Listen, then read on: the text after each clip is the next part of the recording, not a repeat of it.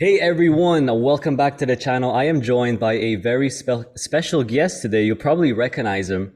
So we have Brandon from the popular YouTube channel, Brandon Beavis Investing. I think it's the original or the one of the original, Canadian investing channels. So welcome aboard, Brandon. How's it going, man?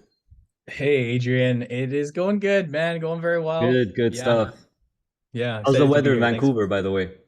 It's cold today, so that's why I got my hoodie on. It's supposed to snow. One of our first, well, we actually got snow a little while back, but it's supposed to snow. But I'm jetting out of here tomorrow. I go to Hawaii to celebrate our anniversary for me and That's my right. wife. Good So, for you, man. Good for you. Congrats. however, one crazy thing I don't know if you heard. Literally yesterday, we're looking at the news. A volcano erupted in Hawaii yesterday. Oh, Largest really? active largest active volcano in the world erupted on a different island. So we'll see how that goes. But yeah, it's chilly over here, man. Yeah, yeah. Well, hopefully no impact on your trip, man. Hopefully, Yeah, fingers as far crossed. as snow is concerned, what is that? I forgot what that is. You'll have to remind me because Right? Tell me it's about been a it. while for me. So Yep. it's awesome, dude. I mean, I don't miss that crap at all. I don't want to see that ever again. So Tell me about yeah. it. So you had me on your channel, which of course I appreciate. You asked me questions about, my style, my investing style, my channel. So we're gonna do the same thing today. We'll keep it friendly. We'll keep it like nice and loose. So let's just Cool. get going. Tell me a little bit about yourself, how you got started with investing. A little bit about myself. Geez, outside of investing, I like to be very active. I have a big family, man. I had a daughter like 10 months ago. So Right. that's been, a handful as you may imagine. For sure. But other than that, yeah, just your average 27-year-old. I do love to invest. I've been investing for as long as I can remember. So Hmm. people find it funny when I say I've been investing since I was 10 or 11 years old. It's like pretty much my entire life. What is that? What is that? Close to 20 years now. I've been an investor, and I got to credit my dad for that. He got me started very, very early on with certain accounts he set up for. Actually, was called the Intrust for account. So he was kind of in control of it. It transferred over to me when I was of age. But yeah, I've been buying stocks. I always say my first couple stocks I bought was Coca-Cola and McDonald's, and I still own them to this day. So that's, Classic. like I said, 50 Your year, dad, two your dad classic brought you, stocks. your dad brought you to McDonald's, and you're like, let me just buy Yeah, Coca-Cola and McDonald's, right? Perfect combination. that was literally it. Well, no, he had some strategy behind it because, as a kid, we always liked the Happy Meals. We always drinking. Well, I wasn't always drinking Cokes and McDonald's, but it does give you that sense of understanding that you own a little stake in this. You when you're going out and buying these things, there's more to investing than just tickers and stocks. So from a very early age, yeah, I've been involved. Obviously, kept that up throughout the years. Decided to start a YouTube channel, and the rest has kind of brought us to today. But yeah, that's my background on the on the personal side. And then, I forgot to mention, I did actually work for my father for a number of years. Yeah, So he's when an advisor, right? But you're a licensed advisor too, I believe. I was, so that we could go down a deep rabbit hole there, but yeah, my dad for 25 plus years did investment advising, portfolio management. He had his own little firm in Richmond, British Columbia is where I'm from. And yeah, when I was 20, I went out and got my license so I could legally start working and learning the ropes. And yeah, I worked in his little firm there for a few years. And I realized pretty early on, Adrian, like I didn't like that traditional route. I'm actually not much of a, social person. I kind of like making videos in my dark room. So I was like, you I'm know the what? same I'm way. gonna try. I'm the same way. Yeah. Yeah, I got my little circle. I like to spend time with my wife and maybe a couple close friends. But other than that, I'm happy making videos in my here in my home in the office. So yeah, I decided to take the digital route, and it's worked out well. Growing a presence and been doing it for now 4 or 5 years. So time flies. Awesome. Yeah, for sure, for sure. So you have one of the first investing channels in Canada. So just describe me your channel. What's the specialty of your channel? You think you're more of a generalist, more of a specialist? How would you describe your channel and its mission? Yeah, you're right about being one of the first. When I started YouTube, there was a handful of people, but almost entirely US. So there was Yeah. four of them, the big names, the financial educations, the Graham Steffens, they were there, and they were actually a big inspiration for me. I'm like, no one's doing this in Canada. And as I was younger and learning about, basic stuff like TFSAs and bonds and ETFs, it's like this is information people need to know about. They need to know about it, especially the younger. I was originally targeting millennials. I'm like, people like me need to just invest. We need to put money in every month, every paycheck. It does make a Yeah. difference over the years, and that was really the inspiration for starting. But I wouldn't say I'm a specialist. At the end of the day, what I hope my channel achieves is education. So education on the boring topics, the not so sexy stuff, the stuff that just kind of works over the years. I do love dividends. I do love passive income, which is something we definitely jive with. So Yeah. yeah, if I had to say I was a specialist, it'd be like Canadian focused, but broad in the sense of we'll try to cover everything from investing. No expert strategies, nothing revolutionary, just the old boring stuff that I think is important for people to know. Yeah, no, it makes sense. I remember looking at some videos even before, while I was starting to invest or starting to get serious about it. And, I learned a couple of stuff, the withholding taxes and the Yeah, accounts. So I know your channel has a lot of that good stuff, good information. Canadians, it's very thank you, Canadian centric, right? Which is good. So thank in you. one sentence or two, I want to know about your personal investing style. How would you describe your investing style? In one sentence, I'd say I'm a hybrid investor. So that's actually the term I use, hybrid, Mm-hmm. because although I'm, younger, people would say I'm younger. I'm feeling older and older every day. But yeah, I definitely put the priority on dividends and passive income. Even though I'm young, I think that's something everybody should focus on. Dividends, not just for old people, it's for everybody. But I'm not like a strict dividend investor or passive income investor, such as the people on your channel. I do incorporate growth. I do incorporate technology. I have a very, very healthy mix. So hybrid is the best way that I would say it, but it's without a doubt long-term investing, buy and hold, reinvesting, just keeping that snowball going. But a Okay. good So mix, it, good mix of stocks. Yeah, yeah. So is it individual stocks? Would you say? Do you have Yes. ETFs, or as far as I could tell, last I've checked, you're pretty much in individual stocks. Well, I went through the whole transition. So people, I mentioned I bought Coca-Cola and McDonald's when I was Yeah, younger, but I also invested in mutual funds. So just to be clear, like the bulk of my money was in mutual funds, actually, right. not even Same here. ETFs. It was Yeah. literally mutual funds. And again, this was back in 2007, 2008, whatever the date was. So yeah, I went through that progression of mutual funds. I ultimately switched to ETFs, and then just with time over the years, as I got more involved and more interested in the space, I officially with time transitioned off those ETFs into individual stocks. So if you look at my portfolio now, I believe there's about 26 individual holdings. I'll throw in the odd ETF here and there, Adrian, like depending on maybe if I want exposure to a specific sector, or for example, if I want to have a fixed income, I believe I own a very small amount of fixed income. I will use ETFs for that purpose. But in general, I've decided to build my portfolio completely of individual stocks. Okay, stock picking. So I'll ask you a little bit more about that later, because that's typically what people say or the experts say, especially for newer people, to stay away from stock picking. So I'm going to ask you some questions later. But first, I just want to ask you about Fair. your channel and you guys, you and your dad, you're on the channel there. You have almost 200,000 subscribers. You've been doing it for a long time, so I'm sure you get a lot of questions over the years. And just for my audience, I like asking this question to basically everyone. What's the number one question or concern or reoccurring thing you always get? If you would have to summarize it, the number one thing or number one question you've gotten throughout all the years you've done this, what would be the number Yeah, one? that's like very hard to say, and just pops to my mind. You touched on it earlier in this call. Withholding tax, man. That's it's Taxes, such a right? cheesy. It's such a cheesy one, but no, it seems like Canadians just like, if I had to look through my comments, what do I keep getting? It is, how does this withholding tax on dividends work, on U.S. or foreign dividends? I know that's like a very niche question, but you just kind of sparked my memory. It's probably that. I mean, that, or like, how do I get started, or what's the best broker, is very, very, very elementary type questions, because you think about people come to YouTube, they're new, they're just like, they don't know much, they're Yeah. looking to learn. It's the beginner questions that we get a lot, and that's what our channel is kind of catered to. So yeah, probably just, how do I get started? What's the best way to get started? But if I had to get specific, funny enough, it would be probably dividend stocks. Should I hold U.S. dividend stocks in my TFSA? That's got to be the one. Yeah, yeah, for sure. I get a lot of stuff about taxes all the time, which is kind of like, oh, taxes. It's something I hate to discuss. I have a few videos on them. They're definitely not as good as yours because it's not something, if I don't No, like I've doing it, watched it's not going to be as I've watched good. yours. I've watched your series, man, and I love how you segment them on your channel. You make it so easy to I tried. digest. I And tried. Yeah, I've watched and been learning from your videos, because yeah, nobody likes talking about taxes. Let's be honest and real here, but it is important to know, right? If you're a yeah, DIY investor, you're you're not relying on a professional. The onus is on you to understand this stuff, at least at a base level. So yeah, it sucks, but that makes sense that there's a lot of questions about it for yeah. sure.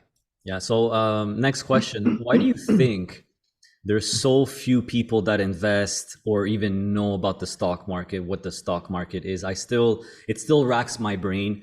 You know, after you're in it for a few years, a decade, you just, it's so weird to see people that have no idea, right? They go to work every day. They've been working for Yeah. 20 years. They've never invested in their life. They usually have, you know, their guy, which maybe their dad used or whatever their parents use, and they don't even know where it goes. Yeah. So why do you think that is? I've always racked Yeah. my brain around that. Well, I got a kind of deeper reason why I think more on the conspiracy side. And by the way, I hear someone like, I don't know if Mike picks it up, but I can hear someone like, sounds like they're like cutting their hair in the background. There's like a razor going off or Yeah, something, that's a but saw. That's there's a unfortunately saw. here there's a lot of construction noise because the holidays are coming, so Yeah. everyone's like renovating and redoing Doing their so. units for the holiday. So I'm gonna try to mute myself It's, as best I it's, can. it's very quiet. So no, I don't think, hey, the viewers, hopefully you're not picking up too much, but to get back to your question, I think in general, finance and investing is, as we know, it's not a topic that's taught in school. It's not taught by many parents. If your parents didn't know how to invest, which is very natural and normal, like if they went their lives working and busy, investing just kind of gets put on the sideline. Like it just kind of gets shoved away, and it's of nobody's fault really. But if your parents didn't have the best financial habits, if your parents weren't into investing, and then how would you be expected to know that? Like you pick up so much from everything, how they manage their money day to day and the lifestyle. If your parents didn't have the information to pass down to you, I mean, it goes without saying that would probably get passed through. Now it's very different nowadays because people have so much access to the internet Right. and Yeah. Reddit and YouTube. It's amazing how much information there is. So people nowadays have that, they can break that chain of financial illiteracy, if you will. But Yes. yeah, I just feel like obviously the generational thing plays a big part, and then obviously school system, like why school doesn't teach this stuff. Again, this is where I could go down a rabbit hole of, maybe the big institutions want us to be in debt, and maybe they want us to be in this rat race type thing, because it's not it should be something that's taught in school. It should be something that's taught at a very basic level, whether it's budgeting or the different account types. Like we learn about all sorts of, in my opinion, useless stuff in the school system, and Yeah. why investing is not taught. It blows my mind. I don't know. Yeah, yeah, it's crazy because I remember in high school, my favorite class, and this was like, you know, looking back on it now, maybe I should have went into finance and economics or something like that. Instead, I went into technology. My favorite class, the Well, class that I works did nowadays. Yeah, the most well in and that actually loved going to was just piques economics. your interest. Yeah, was Economics, yeah, economics. So I love, talking about the stock charts. I remember drawing it on the board with a chalk.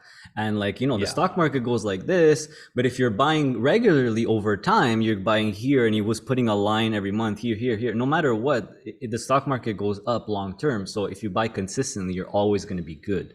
So that kind of stuff, the law, supply and demand, I would, super it's interesting just to me. basic. It's basic information, and like Yeah. yeah, I think if people were presented in such a way that made it not so scary and not such a big, like, many people, they think of finance, they're overwhelmed because Yeah. it's just a big learning thing. But if you were able to just teach it in such a way, like you said, there's a lot of people that would find that fascinating, like yourself, who just, it just piques an interest, like a business minded person. That's just how you think.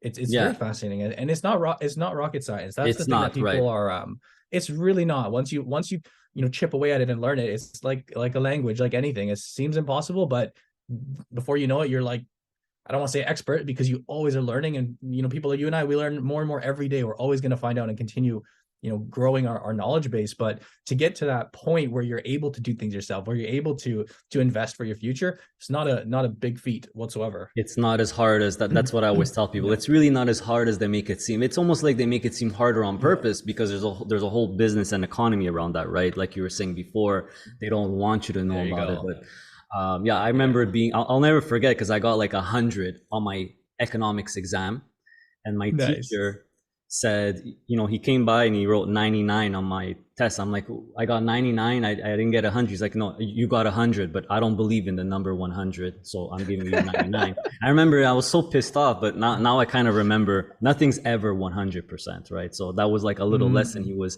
Definitely my lesson. favorite, There you go. definitely my favorite class, economics. So yeah, going back now, Cool. I want to go down. We could talk for hours probably, But I want to Good. go back to your style of investing because this is something me and you are completely different on, or have a difference of opinion. You're a stock picker. I always Hmm. preach stay away from stock picking, Hmm. right? Hmm. So it seems to me like you're a stock picker, but also heavily in tech stocks. So I'm just curious, how is your portfolio holding up lately, especially now that tech has gone down Hmm. significantly? Are you going to stick to your strategy? Are you planning on changing up your strategy? I'm actually very curious about what you have to say about this. Yeah, no, there's a lot to unpack there. Yes, I guess you could call me a stock picker. I don't know if I like that term. When I think of stock picker, I think of someone that's like, buying, picking stock, jumping in and out. It just sounds, there's like a bad, connotation Well, not around that. necessarily So, like but swing I, trading, but like but yeah, for investing sure. in No, individual I companies. understand. Yeah. I understand what you're saying. And like I said, I am a stock picker at the end of the day. So I totally agree with you on that regard. I would argue I'm not actually as tech heavy as you may think. Like if you look at my portfolio, which I know you've seen and others have seen, but I think my second largest holding is like TD Bank right now. TD, So yeah. TD Bank, good old Classic. TD Bank. Of course, I do own the Amazons and the Metas. So there is a tech exposure. I think one thing that's clearly been drawing my portfolio down was about a year or so now. I took a couple positions in some Chinese positions, Alibaba and Tencent. Those have obviously not been playing to my favor. Long-term prospects of that maybe to be discussed in another video. But yeah, you asked how's it holding up. I checked this morning on a Hmm. 1 year number. I think I'm down about 13%. So that in my opinion is actually quite in line. Like it's obviously been drawn down quite significantly by those duds, but and the crash of the tech stocks. But it's quite in line with what the S&P's returned year to date. So I haven't actually checked the S&P, but I know it's somewhere in that range, 15% down, 12%, depending on how this week goes. But I actually like to really benchmark my performance to the S&P. So I am a Canadian investor, but my portfolio, if you looked at it, is probably primarily US American. stocks. Yeah. I was going to ask you I about think that. so. Yeah, don't get me wrong. I got my healthy dose of Canadian stocks as well, but I think it is a mistake. I think it's foolish when people, Canadians only want to invest in Canada. We hear that all the time. I'm sure you do too. And Yeah. It, I know through your sorry.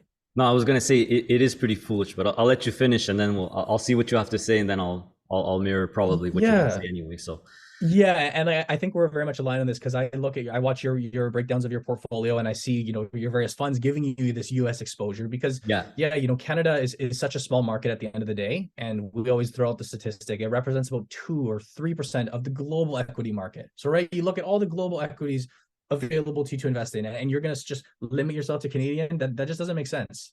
As much as we love Canada. And in fact, when you ask me where some of the best companies are, the ones that we use every day on our iPhones, on our computers, Googling, they are based out of the States. And in my opinion, actually up and coming area, despite everything going on, I still believe internationally does offer opportunity as well. So like I said, that is all built into my strategy. And like I am a blue chip investor, so that's one thing to be Hmm. clear. I don't go out and buy, when you hear stock picker, you think of like, oh, buying small caps and buying SPACs and whatnot. I don't touch those. Maybe I'll throw in one little gamble here and there with a small amount of money. But for the most part, what I'm trying to do with my strategy is almost emulate, an index, like get my exposure to the various sectors, invest in the big blue chips and be very, very well diversified amongst both US and Canada, but I do it via stocks. And yeah, definitely it's been a bit of a rough year. I'd love to be obviously love the returns to be better, but it's also part of the game, right? When you are building in more aggression into your portfolio, you're going to have bigger swings. And like, don't get me wrong, 13% is like that's nothing to be panicked about. There's Yeah, people for done sure, 30, for 40, sure. 50%. That's a return, in my opinion, that's very, very in line with what I would expect. But in regards to your last question, you mentioned, am I changing my strategy? Absolutely not. So one thing that I think I've been really good at, Adrian, is since starting investing, Hmm. I've kind of found what works for me and I just stick to it, as boring as it is. And like I said, for me, that's big blue chip investing, big priority on dividends. As well, being younger, I do incorporate those growth aspects, like let's just say the FANG stocks, if we want to just categorize. But yeah, there's no changes to strategy. I think one of the biggest mistakes is when investors jump around from, oh, I'm going to be dividends this year, and the next year I'm doing high growth Yeah. stocks, and then I'm going to do this, and then it's just pick one that works. And yeah, I have full confidence in my strategy, so I'll just continue buying my good stocks as they present opportunities. That's not going to Good. change. Yeah, this is something I try to talk about a lot on my channel. Just because I'm 100% an income investor, as you well know, it doesn't mean. So tell me what you think about this. I say this all the time. Investing, it's not good or bad, black and white. The important thing No. is you have to find the strategy or the style of investing that works best for you. That is the whole key to investing. Forget about what everyone else is doing. Yes, you could gather data or have some inspiration, try it out. I always say, try it out for 6 months, a year, and then you could always switch. Investing is about what works best for you. What do you think about that? Oh, I would echo that 1000%. Then the Everyone's earlier you different, can right? find, Yeah, everyone's different. It's like fitness or personal training or diet. You could exactly. look at, oh, this is the best, workout plan to do. But if it doesn't work with your life and you prefer doing cardio or weights, or you like playing sports, like, the key thing is that you're exercising. The key thing is that you're investing. You Right. just gotta, and you obviously don't want to be doing, stupid stuff. But I like what you said there. If you're new to the stock market, you should experiment. And those first years is like, to test out, like, oh, do I like ETFs? Do I like stock picking? Is a little much? Well, not that I would suggest stock picking for your first time go around, but I like what you said about being able to, explore and then Yeah. dial in, hey, this is what works with my lifestyle. This is what works with my comfort level, my life. And Yeah. the earlier you Exactly. can dial that in, the better for the long term. I would 100% agree with you there. Yeah, I always say I am not against any style of investing. Growth Same, index same. ETFs, they work for a reason. I made a recent video on them, just came out in collaboration with BMO. And, some people ask me, why are you making a video on this? It's all about income investing. Well, you don't have to, you could mix different strategies as well. You could throw in an index fund. You could, you know what I mean? There's a million Of different ways to do it. course. And that's what And that's especially new investors have, I feel a lot of anxiety and stress. They're what's this guy doing? What's he's doing? And they kind of have hesitation to get started. Like you said before, the important thing is to invest and get started. Just like the important thing going to the gym or being active is to actually exercise. So get started. right. And I feel there's no better way to get started, in my opinion. The easiest and quickest and the most no-brainer way is really with these index ETFs, like an S&P Agreed. 500 or a TSX composite or an inter. Now you even have these all-in-one equity ETFs where Mm-hmm. it's like all the Mm-hmm. indexes, and you basically getting all the stocks around the whole world. Like Yeah. BMO No has brainer. one, Vanguard has one. It's all ZEQT, XEQT, VEQT. Like, so you could start with that; it'll never be wrong. But as long as you get started, right, is what I always try to tell people. So yeah. No brainer. You're right. Um, You're right. my next question for you is, okay, so you're choosing individual stocks, good stocks, right? Blue chip stocks to hold for the long term. I'm always about, buying and holding long term. Mm-hmm. But because, so as we know, it's very, very hard. You mentioned the S&P 500. It's very hard to beat the index, right? So my question to Mm-hmm. you is, why don't you just invest in a few passive index ETFs instead of picking and choosing those individual stocks? You'll probably get Yeah. the same return, or probably even higher. What would you say? It's such a fair question. It's a question that I get all the time. And it kind of brings me back to what we just talked about, in that, you got to find what works for you. Right. And just because I pick individual stocks, that, that's not even actually what we preach. Like, I'm in total alignment with you that when you look at the data, when you look at the numbers, for the vast majority of people out there, ETF investing is the way to go. Index investing is simple, it's seamless. I never like to use the word guaranteed. Guaranteed, nothing's guaranteed in this world or in investing, but it's like the closest that you're going to get to guaranteed when you look at how the stock market has performed, going as far back as you want, right? Yeah, can't So go wrong, that right? is like, I you like you to say can't that go you wrong. can't go wrong with that. Yeah. Right. So like, yeah, that's one way to put it. But and that's what I would say for the vast majority of people. So that statistic that you threw out there, that most people can't beat the market, and is a very, very small percentage of active, investors or traders that do. I don't like to consider myself, like, I'm not trying to say, oh, I'm the exception. Like, oh yeah, I think I'm, delusional. Like, I'm gonna beat the market. That's actually not the point. It's funny when people see that I invest in individual stocks, it's Mhm. automatically assumed that it's like, well, I'm trying to outperform the market. I think I'm not accepting the index return. I'm not accepting the average. I can do better. And that's far from the truth.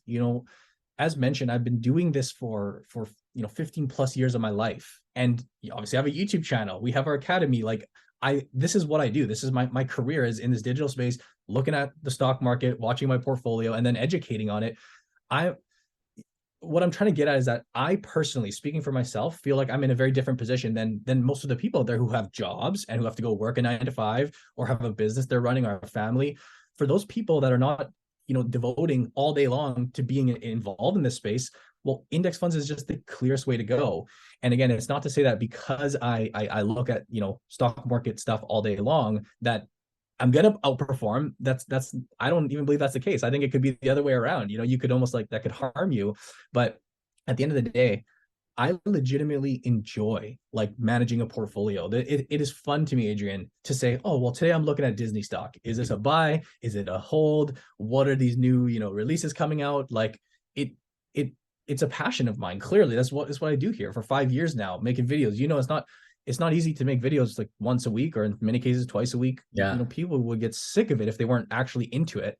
And just based on my background, my lifestyle, this is the path it took me. And I just legitimately enjoy like owning individual stocks. There's something about it. And I like what you're saying here, because I know, I do also like one-on-one coaching sessions. So I talk to a lot of people. And what I realize is, this is what I tell them: look, stock picking is very hard, but if you enjoy it, if you have a passion for it, go for it. That's what's important in life, is having some fun and enjoyment. Most people that I meet that are individual stock pickers are miserable. They're worried. They're usually down. They're just, they started with individual stocks, but then I meet some people who actually love it, actually enjoy it, and I'm more power to you. You're one of those people. Not to cut you off, I will go ahead. I will just like say, keep in mind, like I said, I've been doing this for like 15 years now. Granted, I've not like since I was 10, 11, I wasn't like looking at the earnings reports and whatnot. Yeah. Like that's far from the truth. But it's like I didn't just come into it and build a portfolio day one of individual stocks, because that's a recipe for disaster. Like you said, that's where these people who are new to the stock market, they just started investing in COVID, they buy a bunch of stocks, they're probably getting slaughtered, and then they get a very, very sour taste in their mouth. That progression for me has come with time. It's come with time and experience. And like I said, I went from mutual funds to ETFs to this. And in fact, what I always promote is, if you are maybe newer and you have that interest in investing in stocks, like there's something just jives you up about it, like take the core of your portfolio, like let's say 70-80% of that, and put it in your broad-based index funds, put it in your S&Ps, put it in your TSX funds. And then with a portion, go buy a couple of your favorite stocks and get a feel for that. And again, maybe that goes well for 5 years, 7 years. Well, then you start peeling more and more and more. That's the transition that I took. And again, I can only speak on what I've done. But it's a strategy known as the core satellite strategy, right? Core kind of being the core of your portfolio, and then you have your peripheral areas. I think that's just the greatest mix for someone that is interested but doesn't feel comfortable yet. They don't feel confident in building an entire portfolio. Well, it's a good workaround, at least as you're building up the experience levels. That is actually really, really, really good advice for everyone watching. And I kind of say the same thing all the time. You said it yourself. You didn't start with this style of individual stock. No. Same thing for me. When I started, we discussed it when I came on your channel. I had like 120 holdings, a mix of everything.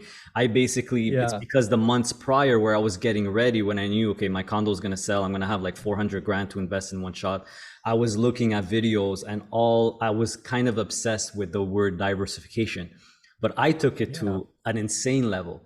Diversification, 120 single stocks, closed-end funds, some split funds, ETFs. I just mix everything. And then just like you, where throughout the years you learned and you got more comfortable, same thing with me. And then I streamlined down and got to what I like the most, what makes me the most comfortable. So it's really good advice what you're saying. Have your core, and this is what I tell people: have your core portfolio into index funds. In my case, even if you want to be an income investor, have the core in index-based covered call ETFs, right? You could still get S&P 500 with covered calls, Canadian index with covered calls, or an overall, where you have basically the entire or the overall Canadian market or American market with covered calls. That's just as safe as a regular index fund. It's even safer because there's covered calls, but it's something where you can't go wrong with. And then that little, like you said, that I always say as a secondary position, as a, you know, Yeah. as a side thing, go with something that maybe you think you would like, and whether it's individual stocks, whether it's high yield split funds, just to test it out and see how it works. Hmm. That's a really good piece of advice, because it gets over people's fear. Because as you know, a lot of people have that initial fear of actually pulling the trigger and starting. You know, how do I get Hmm. started? And they get Hmm. frozen. Hmm. But it's very important you Hmm. start right away. So that's a good way to actually push people to get started. Go with, Absolutely. yeah. What do you think Yeah. about that? No, I was just gonna say we use slightly different terminology, but conceptually we're like in total alignment there. And I Yeah, would just like to like clarify in case I didn't make it clear. Like I advocate for index funds. I advocate for ETFs. Like you said, yeah, getting started is the most important part. And if that's gonna be the smallest hurdle for someone to jump over, to be like, I'm gonna just start investing and get my exposure to the market, that's the way to go. And for majority of people out there, I believe that is the case. I just hey, I can only share what I do, like what I do with my personal life, and I happen to be a stock picker, so exactly. that's what it is. Exactly. I'm Yeah, just but showing you guys what I do. Doesn't mean you should follow me or copy me, although I know many people do, but it should give you an idea, you know, more like an that, educational idea, and maybe you could try it. If you don't yeah. like it, you go another route. So it's not And black that's one and of the white. cool. It's not black and white, and that's kind of one of the cool things about YouTube is like you take us for example, like we're in the same niche, we're both investors, but we have two very different strategies, and the viewers have the option of like, oh, do I align more with Adrian? Do I align more with Brandon? A little bit of both. A little You bit of can both. You learn could be a you hybrid can investor like hybrid you, right? investor. Yeah, for sure. It's such a cool place for Canadians and viewers to be in, because you have people sharing their different walks of life and how they're doing it. It doesn't mean that it is the right way for you. There is no one right way to invest, as hopefully we do a good job of explaining. Yeah, and you know, a lot of people have no idea how easy it is right now in Yeah. 2022. I mean, my wife and I, we just rewatched one of our favorite movies of all time, Wall Street. Charlie Yeah, yeah, Sheen, yeah. Martin Sheen, Yeah, yeah, yeah, and yeah. you know, they're on these old computers and they're writing it on paper, and the brokers, and they're calling. This was even in the 90s, like the Wolf of Wall Street days, where you needed a broker. Now you could do everything Yeah. yourself.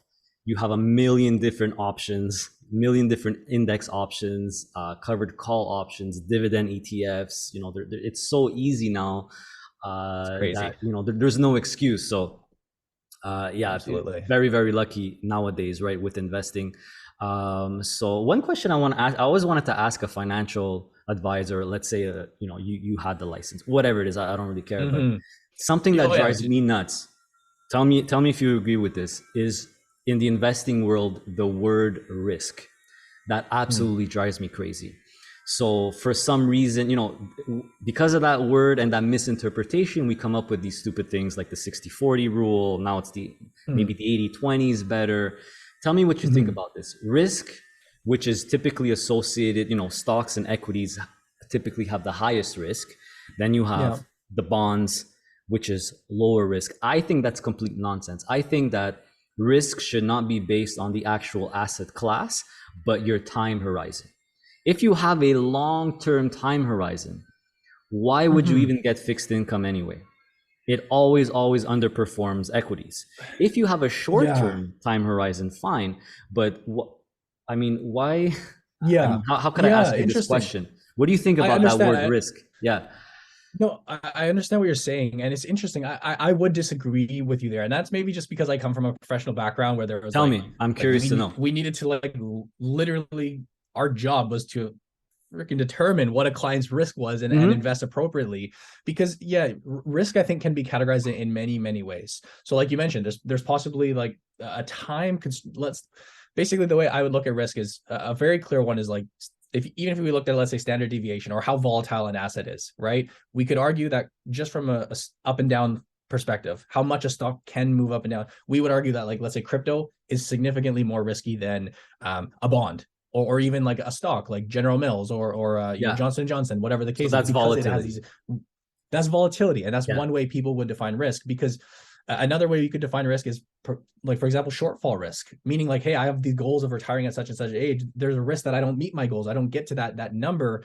You know, from a number standpoint, what you just said makes total sense. If I have X amount of years to invest, Mm-hmm. why would I take a portion of my portfolio, put it in a low performing asset like you know the data shows that if I'm in equities, I'm going to get 7 to 10%, whatever the numbers are you look at, regardless of the swings up and down. And logically, that makes so much sense. And I'm very much in that camp with you because I like to think very logically. I'm not an emotional investor. That's one thing I've always been very good at, is I don't get my emotions into things. But that can't be said about every single person, right? And in fact, the opposite should be said, because some people are very susceptible to making poor decisions and getting very irrational, especially the new investors. And typically, especially the older investors, like, no disrespect to older investors or older people, but if they're new to the stock market, later in the game, and they're like, I want to try this out, those are the ones that I find, a 20-year-old, they can stomach a little bit of risk. They can stomach their portfolio dropping 40, 50%.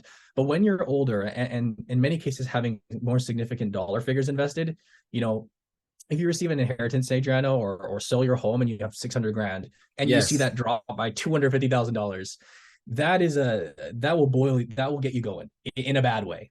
And to me, that's why I like to think of the volatility as a really big risk measure. I don't not like the term. Like, I think that has to be factored in, because a lot of people would just simply not be okay with seeing their accounts go up and down, even though logically, if I have 10 years to invest, 15 years, it's going to recover. It's going to be fine.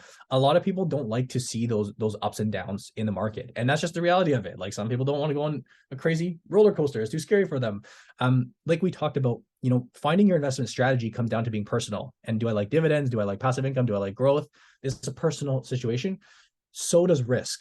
And if you're the type of person that just knows instinctually, yeah, I'm not good with seeing my portfolio go down, I can't stomach like a 50% drop, well, that has to be incorporated into your portfolio. And maybe that means going 40% bonds. Maybe that means being more cash, or picking stocks that are less volatile. I think that actually is a strong consideration, because again, from a logical standpoint, the numbers suggest just hold it and you're going to be good. You're going to be better off. But in reality, investing is, Exactly. there's a Yeah. lot more that goes into it. So it's a very interesting thought that you have there. And for the most part, I would agree with you, but I don't hate the term risk whatsoever. I think it's actually, finding your risk tolerance is a big part of developing your strategy, in my opinion. Yeah. One Does thing that I make sense? will, yeah, no, it makes complete sense. I do have a different perspective, and it makes sense because I am not an emotional person at all. And that's the thing. Like, I could see yeah, my we portfolio go down, as long as, like you said, logically, I'm, emotion logic. It's like, the logic is yeah, like 95%, you know what I mean? So I totally yeah. understand now what you're saying, it just click with me. Some people are different, sometimes Some I think people are everyone should be different. like me, but it's not the case. Some people are emotional. So I guess it makes So sense what you're saying. for those, basically what I'm saying is, for those people that know they're emotional, let's just say, or they don't even know they're emotional, but they are, sometimes it makes sense to sacrifice some growth. And hey, maybe their portfolio doesn't grow at 8%, it grows at 6%, Yeah. but during a market downturn, they only drop 25% versus 50%, that type of thing, right? Yeah. That in many cases is worth it. They weigh the pros and cons, and sacrificing some growth can make sense for the right type of investor. Yeah. Yeah, and you know what? I kind of preach that too. I'm all about do whatever makes you sleep better at night. I'm all about mental health. Sleep This at is night. why I developed my strategy and love it, because it's really a buy and hold strategy where almost everything, all your returns are coming from the consistent income, not whatever the stock Mhm. price is doing. Because I'm a very, very, I always say buy and hold. So if you're buying and hold, and this is where I kind of disagree, where you said volatility is a big factor. In my opinion, volatility should be almost a nothing burger. But that's specifically to me and how I invest, right? Not necessarily what everyone is. I think time horizon that's what the risk should be about, not Primary thing to volatility. consider. Yeah. Um, And but like I like, said, I agree, just so you know, I agree with you. Just so you know, like, I do agree with you. yeah, Um, I'm just saying, we have to keep in mind, like, there are people that don't think like us. In there's fact, different if people you out there. actually Yeah, for sure. For sure. This if is you good. I'm actually want, learning, if man. I'm you learning talking to you. It's it good. is, It's good. what I read a really interesting book once, a little while back now, talking about risk. And what's fascinating is, someone said, like, is Bitcoin, for example, riskier than you know Apple, let's just say, right? Or whatever the Yeah. talk is. You're making two comparisons. Like, you could argue that one asset is way more volatile than the other. But if, for example, Bitcoin may not be the best example. Let's just say you have stock A and then stock B. One of them Yeah. is very volatile and one of them is not very volatile. But if this volatile asset is trading at such a low price, like such a no-brainer price, that although there is volatility, it's offering such a value. There's, let's say, like the chances, I'm trying to recall what book it was because I'm butchering it up, but basically, a volatility doesn't inherently mean risk. And that's something that I kind of want to just add on. That's Yes. my personal opinion on it, because you can have a very volatile asset that's trading at such a depressed price and such a deal and a bargain that the risk and reward payoff for you is significantly in your favor. Versus you could have a non-volatile asset that's just severely, trading at a premium or something that is overpriced. Well, then you could argue, yes, the less volatile asset is actually at this time more risky. So just to In the clarify end, that, that's actually how everyone, I, yeah, no, I totally yeah, understand what you're yeah, saying. In the end, everyone has to make their own decision of what risk means right. for them. For me, my style of Exactly. investing loves volatility because volatility means Yes, there you higher go. option premium. So this is why I'm always like, yeah, volatility. The market's red today. I do a post. Market's red. Let's celebrate. Everyone Exciting. thinks I'm Yeah. crazy, but when other people that are started to do my strategy after 6 months, a year, they're also like, yeah, what are we buying? They start Yeah. to Yeah. understand. So everyone is different, I guess. And no, it's That's such a really good cool. example. Yeah, it's really really That's good. such a, it's a good, Yeah, yeah. speaking of crypto now, I want to pick your brain about this. Not too much, because Yeah. I do invest in crypto myself. I feel in the safest way Hmm. possible. Only Okay. Bitcoin, only Ether, only the big two with covered calls. So Purpose ETFs has these really Mm. cool products where you could get, it's a spot Bitcoin, a spot Ether, but they add covered calls so you can get a bit of yield on it. They haven't done that well. They follow whatever crypto's doing. So what's your take on crypto? Do you have any? Are you planning on having any, or you just think it's a dud? I'm probably not the best person to ask for this because yeah, at this point, no, I don't have any.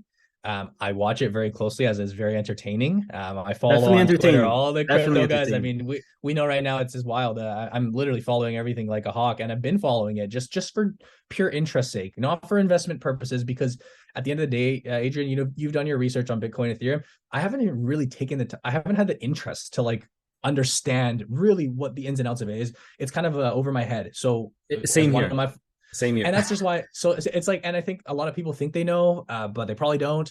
And for me, it's just like I don't know enough. So if you could look on my channel, we don't talk about crypto, we don't do anything. Hmm.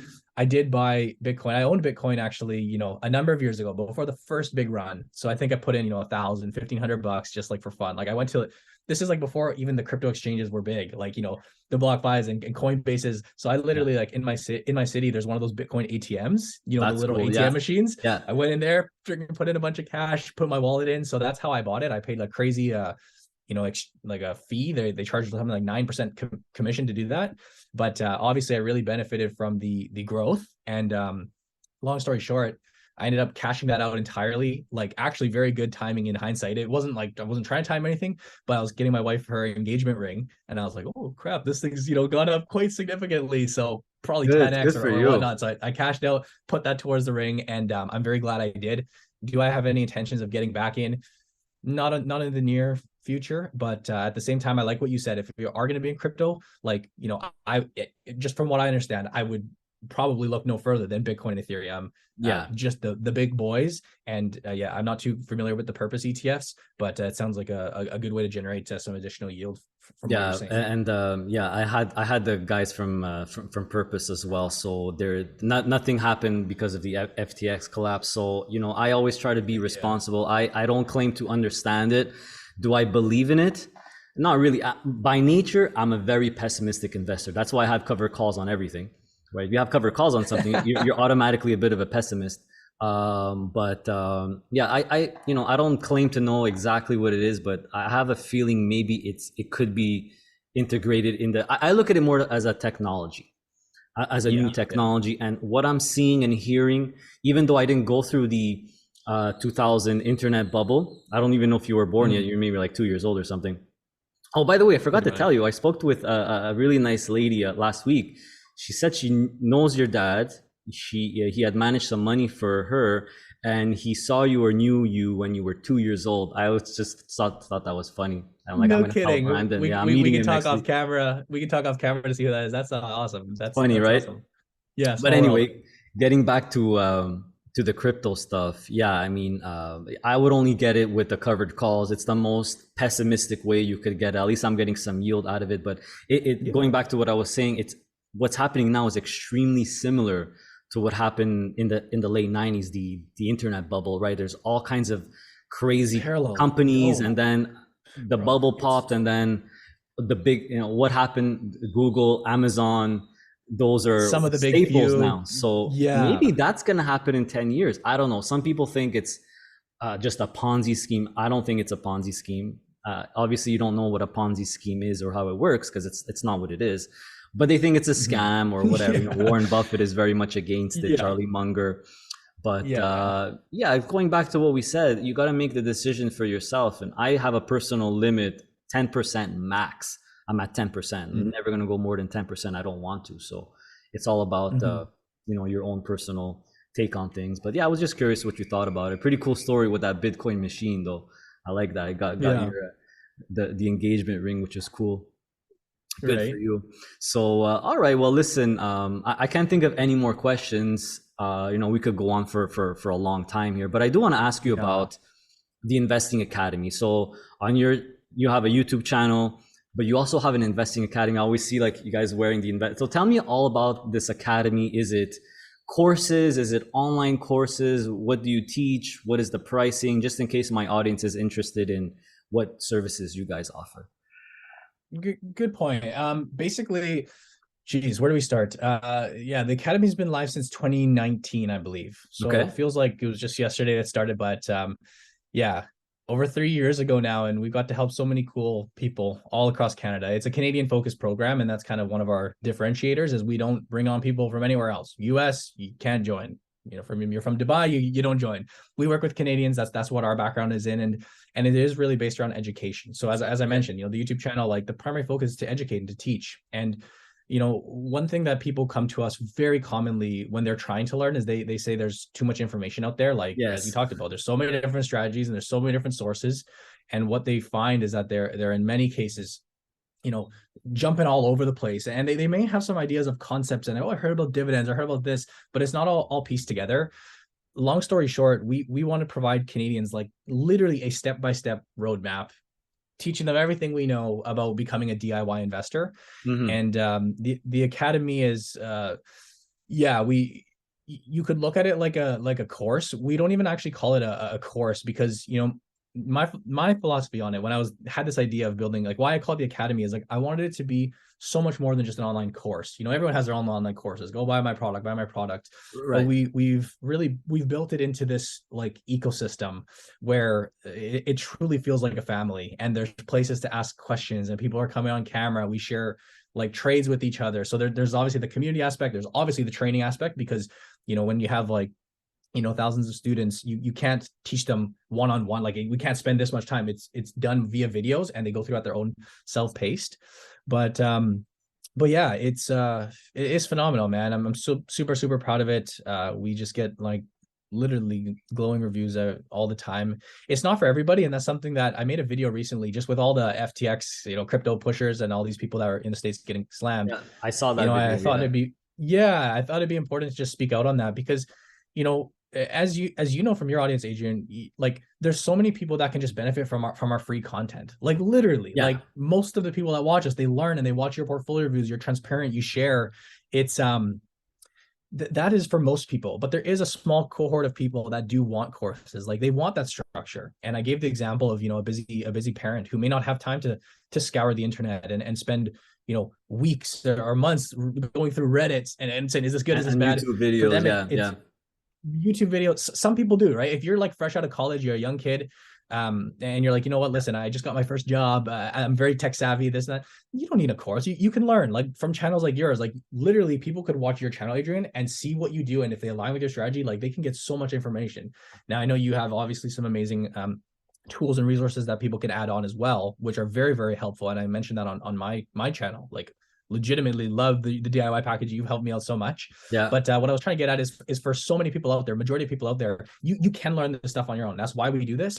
But there is definitely a percentage of people that do want training. They want the support. They need a little bit of extra hand holding, and that's where we come in. Actually, obviously the academy is massive for us and it's what we do. But one thing that we've had discussions on, I'm actually more, not, I shouldn't say more juiced up for, but a really big focus of mine right now is Blossom, which is an app that we are part of.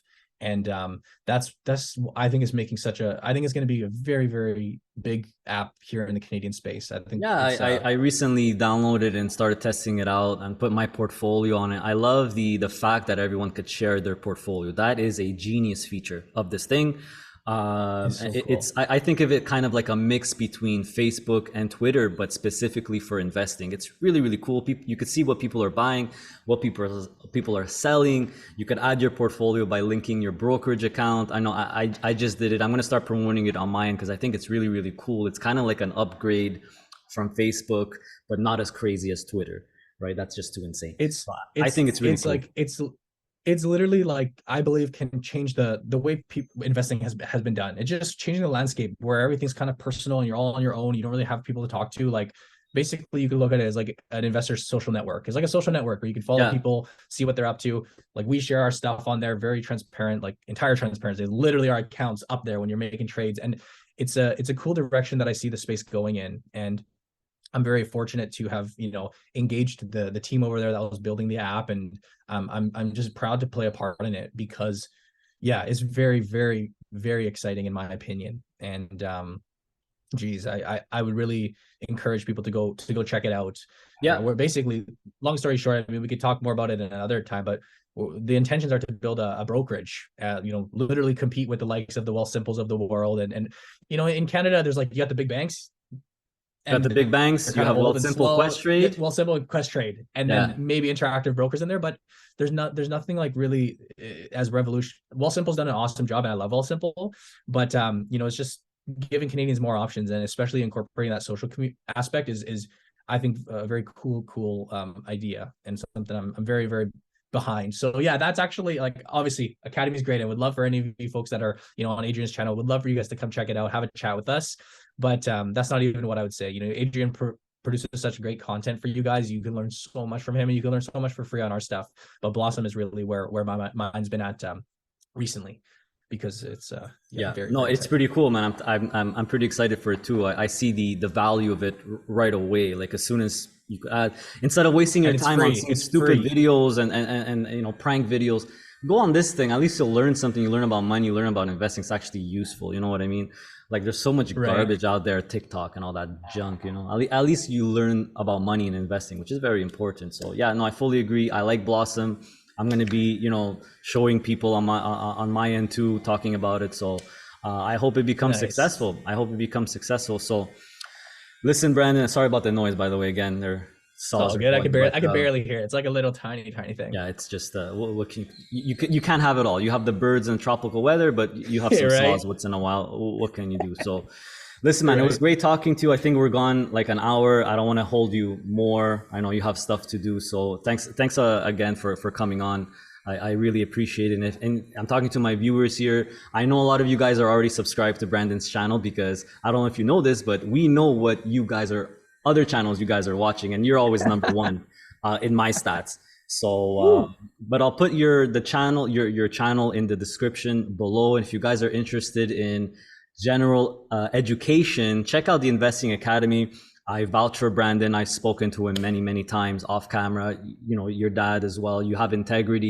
You're really trying to help people, not just make a quick buck. So you have integrity. So check it Thank you, out, man. guys. If you're Thank you. interested in learning about, I'm assuming like PE ratios and earnings and all that kind of stuff. If you really love picking stocks, it's probably a great, really good course to have for education, which It's doesn't funny, exist. not to just continue, not to continue on, because I do Go have for to it. run. But yeah, it's so funny when people think it's a course about picking stocks. Majority of our students that come to our program ultimately go for ETF investing. So Right. because of what we talked about today, when you weigh the pros and cons and we look at the numbers, majority of our students like end up building an ETF portfolio, and now they have a better understanding of it. They really, know the nuances and the ins and outs of how to select the right ones and how to structure it properly with with their allocations. But it's funny when it says, "Oh, it's a stock picking course." Far from that. But of course, you're going to learn about that too. But Yeah, man, it's been a blast. Thank you for having me on, Adrian.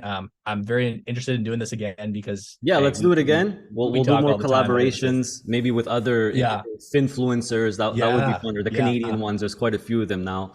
But yeah, Yeah. I wish you, all the best and have a great trip to Hawaii, man. Enjoy. Try to disconnect. Okay, I Thank know you. it's Yeah. hard. It's really hard, but disconnect. Don't worry. Your dad will make the videos. All right. So Right. Yeah. enjoy, man. Take That's care. fair. Cool, man. Thanks guys for watching. Appreciate it, Adrian. Take care. Bye. See ya. Hey, don't go yet. I have some important reminders, including some more recent ones, and I'll try to keep it as brief as possible. And for everything that I'm about to discuss, the links and info are in the video description below. So first of all, if you didn't know yet, I do offer a one-on-one coaching session where you'll have a 1-hour Zoom call with me where you could ask me all the questions you want, and I'll help you and assist you best I can. Just remember that I'm not a licensed or registered financial advisor or planner. So to book a session, go on my website, passiveincomeinvesting.ca, and right there on the homepage on the left hand side, there is a small video. Watch that video to know how to book a one-on-one properly with yours truly. Also on my website, you could purchase my digital product, the Ultimate DIY Investing Package, which is on version 4 right now. It comes with lifetime updates, so you only have to buy it once. And this is really a reference tool or a companion tool to help you build your own portfolio according to your needs and your objectives. It has lists of funds, it has sample portfolios for both Canadian investors and American investors, so make sure to check it out on my website. I actually created a video which shows the product from A to Z because I don't want you to spend money unless you know exactly what you're getting. So make sure to check that video out on my website, and don't take my word for how good it is. Check out the reviews. There's over 300 of them and they are all 100% real reviews. So here's some more updated news or recent news. I am now on Blossom, a new investing app designed for investors. I've been using it for a few weeks now. I think it's really, really great. It has a really cool feature where users could actually add and share their portfolios and what they're buying and selling every day. So you could actually link your investing account so it's updated automatically on a daily basis. I recently added my own main portfolio so you could follow how my portfolio is doing live and what I buy every month. Really, really cool. It's like a mix of Facebook and Twitter, but specifically for investing. So get on your phone, click on the link in the video description below and download the app. It's 100% free, so you too could share your portfolio. Just remember to look for me and follow me. My username is Adrian, PII altogether. Also, I do have a referral link for Questrade, so you could get $50 worth of free stock purchases. This is the Canadian discount broker that I use and I recommend. Unlike Wealthsimple, the other popular discount broker in Canada, you could drip everything you want. It has all the stocks and it also has dual currency accounts. Very, very convenient if you're buying both Canadian stocks and American stocks. I have a Questrade video, by the way, which gives you a little tour of the features, so make sure to check that out. I also have a referral link for PASSIV. This is the portfolio tracking tool that I use to consolidate all our accounts to get a nice bird's eye view, so you can consolidate all the information together for easy tracking and stats as well. Also, our Facebook group, Passive Income Investing, is now an invite-only private group. So to join it, you need to click on the link in the video description below and give the group a like to get invited. So we take pride in making this one of the best investing Facebook groups out there with over 13,000 members. There's no scams, there's no spammers, and negative and doomsday people, we kick them out right away. Also, follow us on Instagram if you want a little bit more of our personal journey here in Panama. And lastly, just remember everyone, I am not a licensed or registered financial advisor. This channel is all about my personal investing journey and how I invest to generate high passive income from a diversified portfolio of high yield funds. It's for educational purposes only, so don't forget to do your own research and due diligence. And of course, stay safe everyone, stay healthy, and of course, stay passive. See you next time.